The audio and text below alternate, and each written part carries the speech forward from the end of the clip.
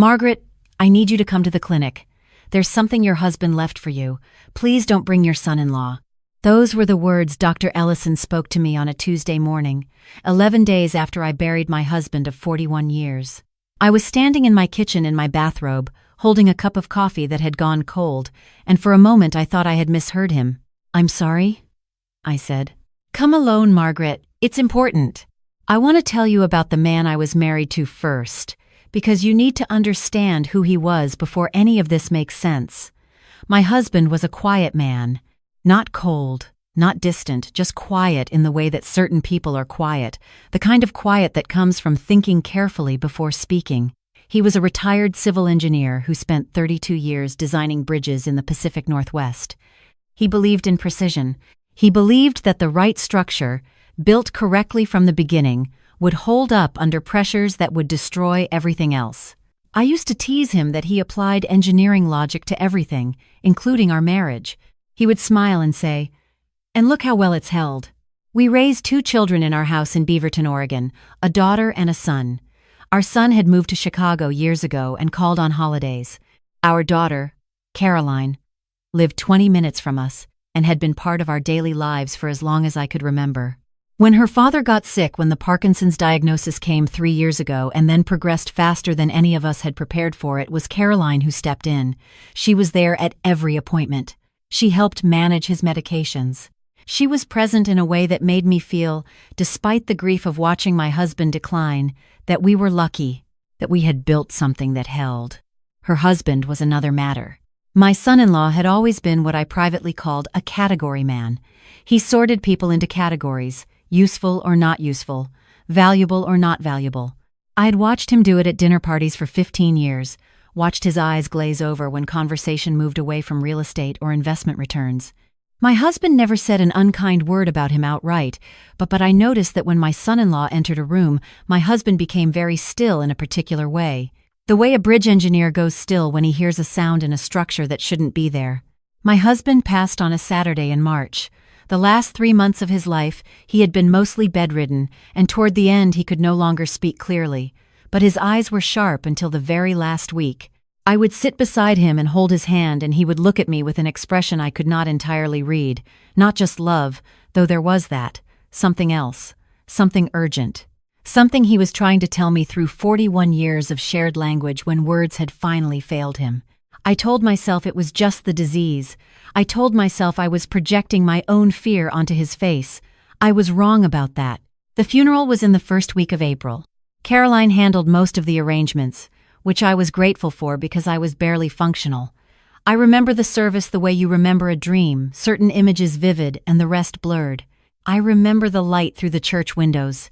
I remember my son flying in from Chicago and standing beside me and smelling like the same aftershave his father used to wear. I remember my son-in-law giving the eulogy, which surprised me because my husband had never been particularly close to him, but Caroline had suggested it and I was too exhausted to object. The eulogy was fine, competent. It described a man I recognized only partially. After the reception, after everyone had gone home, after my son had flown back to Chicago and the casserole dishes left by neighbors had been stacked in my refrigerator, my daughter and her husband sat me down at my own kitchen table and told me they were worried about me. "You can't stay here alone," Caroline said. She was holding my hand. Her voice was gentle, and I had no reason yet to hear anything in it but love. "This house is too big. You're 67 years old and you're grieving and you shouldn't be isolated." "I'm not isolated," I said. "I have friends. I have my book club. I have the Hendersons next door." "Mom." She exchanged a look with her husband that she thought I didn't see.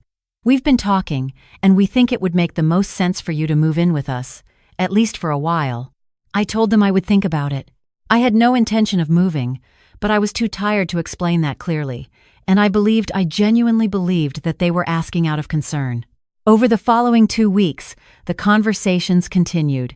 They came for dinner 3 times. Each time, the subject of my living situation came up, gently but persistently. My son-in-law started asking questions about the house. How old was the roof? Had I thought about what the property taxes looked like going forward on a fixed income? Had my husband and I discussed what would happen to the house? I answered the questions because they seemed reasonable. I was 67 years old, and my husband had always managed the finances, and I was grieving, and I am embarrassed to admit now, not thinking clearly. Then came the morning conversations about my memory. It started small.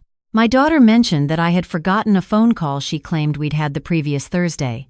I didn't remember the call, but I had been sleeping poorly and I thought perhaps I had genuinely forgotten. Then my son-in-law mentioned that I had apparently left the front door unlocked 2 nights ago. I had no memory of doing that, but again, grief, poor sleep, distraction, these things happen. Then Caroline brought up an incident at the pharmacy where she said I had become confused and the pharmacist had been concerned. "What pharmacist?" I asked. "I haven't been to the pharmacy since last month." "Mom, I was with you. Don't you remember?" I did not remember. But she was so certain. And she was my daughter. And I was grieving. The word assessment entered the conversation.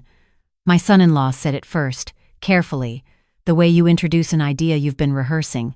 A cognitive assessment, just to have a baseline, just to make sure. He knew a specialist who could see me quickly. It would give everyone peace of mind. I want to tell you how that felt.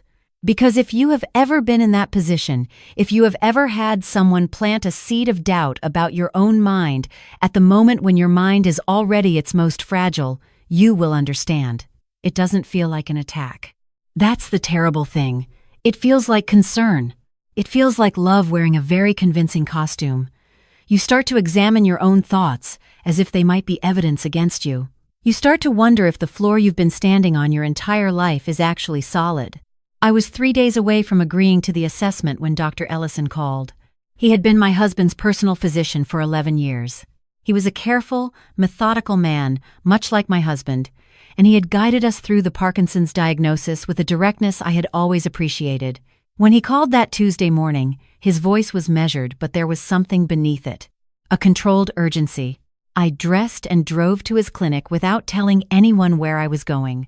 I told myself this was because I didn't want to explain the call until I understood it. The truth, which I was not quite ready to face yet, was that something in Dr. Ellison's tone had awakened a part of me that had been sleeping.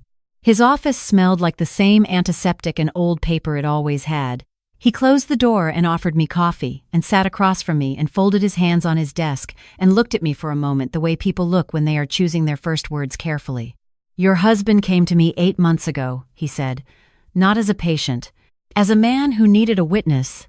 He opened his desk drawer and placed a sealed envelope in front of me. My name was written on the front in my husband's handwriting. I knew that handwriting. I had been reading it on birthday cards and grocery lists and notes tucked into my coat pocket for 41 years. Seeing it sitting there on a stranger's desk was the most disorienting moment of my life. "He asked me to hold this," Dr. Ellison said, "and to give it to you only if certain things occurred." He was very specific about the conditions. He wrote them down. He placed a second, smaller piece of paper beside the envelope. He said, "Give this to Margaret only if her son-in-law begins asking questions about the property, and only if she comes to you alone." I looked at that smaller piece of paper. I recognized the same handwriting, smaller now, written during a period when the tremor had already begun. I could see the effort in every letter. My husband, who could not speak clearly in his last months, who I had believed was beyond communicating anything complex, had been thinking, had been planning, had been, in his quiet and precise way, building something that would hold. "Can I read it alone?" I asked. Dr. Ellison stepped out. I do not know how long I sat there before I opened the envelope. Long enough that the fluorescent light above me started to feel very loud. Inside was 4 pages, handwritten, dated 14 months before his death, before the tremor had progressed, while he could still write at length. I will not share every word because some of it was private in a way that belongs only to the two of us. But I will tell you what I found. My husband had become concerned about my son-in-law approximately 2 years before his death. He had noticed certain patterns, questions about estate planning that came too frequently and too casually, comments about the property value that felt like a man taking measurements. He had also noticed that his daughter was changing around her husband, becoming less present, more scripted, as if she were rehearsing conversations before having them. He had gone to an estate attorney, not the firm he had used for years, but a new one in a different part of the city, and he had revised his will quietly. He had transferred certain accounts. He had done this carefully, incrementally, over the course of a year, so that nothing appeared sudden. In the letter, he explained every account, every document, every location. He had also written a detailed account of several conversations he had witnessed between his son-in-law and Caroline, conversations he had heard from the hallway of our own home when they did not realize he was present and could still understand what was being said. He had written, "I don't know if any of this will be necessary. I hope I'm wrong. I've been wrong about people before and been grateful for it. But if you're reading this in Dr. Ellison's office alone, then I wasn't wrong this time, and I need you to know that you are not losing your mind. Whatever they've told you, whatever you've started to believe about yourself, stop. You are the sharpest woman I have ever known. Don't let anyone take that from you." I sat in that chair and I cried in a way I had not cried since the funeral. Not the complicated grief of losing him, but something cleaner. Something that felt, strangely, like being caught. I drove home and I did not call Caroline. I called my son in Chicago instead. He drove in 2 days later. I had spent those 2 days reading everything my husband had documented and speaking to the estate attorney, whose name and number my husband had included in the envelope. The attorney confirmed that the will had been revised. The attorney also confirmed that my son-in-law had already, in the 3 weeks since my husband's death, contacted the original estate attorney's office twice, asking questions about the existing will. The original firm had answered his questions because he was family. They had no obligation to tell him that there was a new document that superseded everything he had been told. My son sat at the same kitchen table where my daughter had suggested I move in with them, and he read through the documents, and when he finished, he was quiet for a long time. "How are you?" he finally asked. "I'm angry," I said. "But I'm clear. There is a difference between those two things, and it matters." We did not confront them immediately. My son wanted to. He is his father's child in most ways, but he has more of my temper, and for 2 days he was ready to drive to their house and have it out. I understood the impulse. But my husband had been a structural engineer, and I had spent 41 years absorbing his approach to problems. You do not confront a compromised structure by attacking it directly. You understand the full extent of the damage first. I contacted a family attorney. I also, on the advice of that attorney, had a quiet conversation with my longtime accountant, a woman who had been doing our taxes for 20 years and who I now realized my son-in-law had been attempting to replace for the past year with a firm he recommended. She confirmed that there had been unusual inquiries about the nature of a joint account that should not have been of interest to anyone outside our household.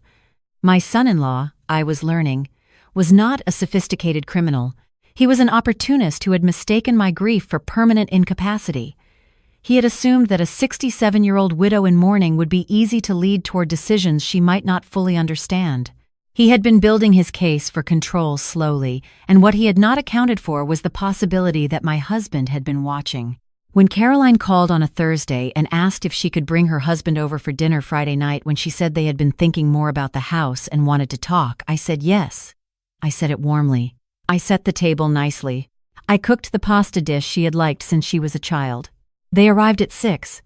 My son was already there.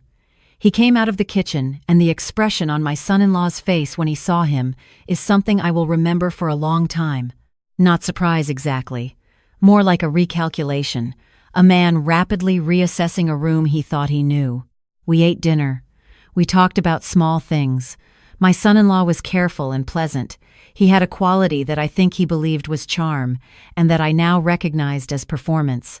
Caroline was quiet in a way that worried me more than anything else about that evening, because she was my daughter, and I could feel the distance in her, and I knew that some of what was coming was going to hurt her before it helped her. After dinner, my son cleared the table, and I asked my son-in-law if he would step outside with me onto the back porch. He agreed pleasantly. He brought his wine glass.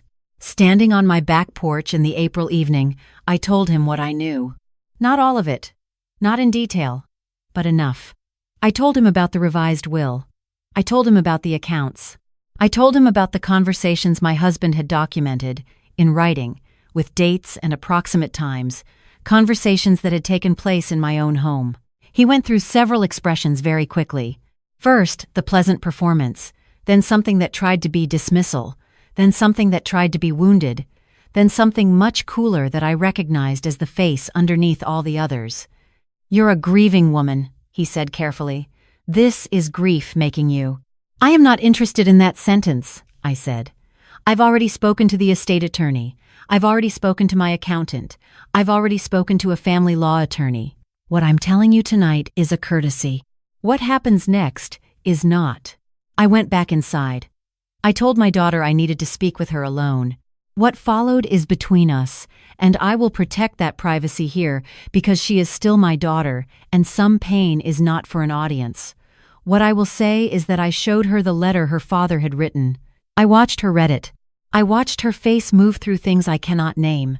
When she finished, she was crying in a way that told me she was not entirely surprised, which told me something about what her life had been that I had not allowed myself to fully see. My son-in-law was gone from our house within the hour. He left without the wine glass. In the weeks that followed, what my husband had documented was handed to an attorney, and from the attorney to the appropriate offices. And I will tell you that when you have detailed written records with dates and specifics from a credible, deceased professional, the process moves with a clarity that I had not expected. There were financial improprieties that went further than I had known my son-in-law had already. Using a power of attorney document he had pressured Caroline into signing, moved money from an account she had access to into a holding account he controlled. That was not a misunderstanding or a gray area. That was something with a legal name. I did not attend the proceedings. My attorney attended on my behalf. My son-in-law entered a plea and avoided trial. He is no longer in Oregon. I understand he has moved back to the city where he was originally from, which is several states away, and I find I have very little feeling about this one way or another. My daughter and I had a period that was difficult in the way that any honest reckoning is difficult. She had participated in the early conversations about my memory, the suggestions about assessments and independent living, and she had done this alongside a man she was afraid of in ways she had not yet been able to name. We worked through this with a counselor and without a counselor and over many long phone calls and several dinners where we did not speak of it at all but sat with it silently the way you sit with something that is healing. She filed for divorce. She is living now in an apartment in Northwest Portland that has a very good kitchen and a view of the West Hills, and when I visit her she makes the coffee strong, and we sit by the window and I can see, more and more, the daughter I raised coming back to herself. I moved the Beaverton house off the market. My son-in-law had apparently already obtained a preliminary valuation through a contact at a real estate firm without my knowledge, which I take as evidence of how certain he had been about the outcome. The house is not for sale. It is still my house. The roof is 11 years old and perfectly sound, which I know because I asked the Hendersons' nephew, who is a contractor, and not because I needed my son-in-law to tell me. There is a particular kind of loneliness in realizing that grief made you vulnerable in ways you didn't see. I spent some time being angry at myself about that. I have mostly stopped. Grief is supposed to make you vulnerable. That is its nature. The people who tried to use it as a doorway that is on them, not on me. What I think about most now is my husband on that back porch 11 years ago, the summer his firm had won a contract to assess an aging bridge over the Columbia River. He had worked on that project for months, quiet and methodical, and when he came home one evening and I asked what he had found, he said something I wrote in my journal at the time because it struck me. He said, "The most dangerous damage is the kind that hasn't announced itself yet. You have to look carefully, and early, and document what you find, because by the time everyone else can see the problem, the window for a clean solution is usually closed." He was right about that. He was right about most things. I still keep his letter in a box on the top shelf of my closet, in the envelope with my name in his handwriting. I took it out and read it again recently on a Sunday afternoon in October, sitting in the chair by the window where he used to read the paper. The light was very good. The coffee was strong. He had ended the letter with 7 words, just 7, on a line by themselves at the bottom of the last page. I will share those, because I think he would want me to. He wrote, "I built this one to hold, too." And it did.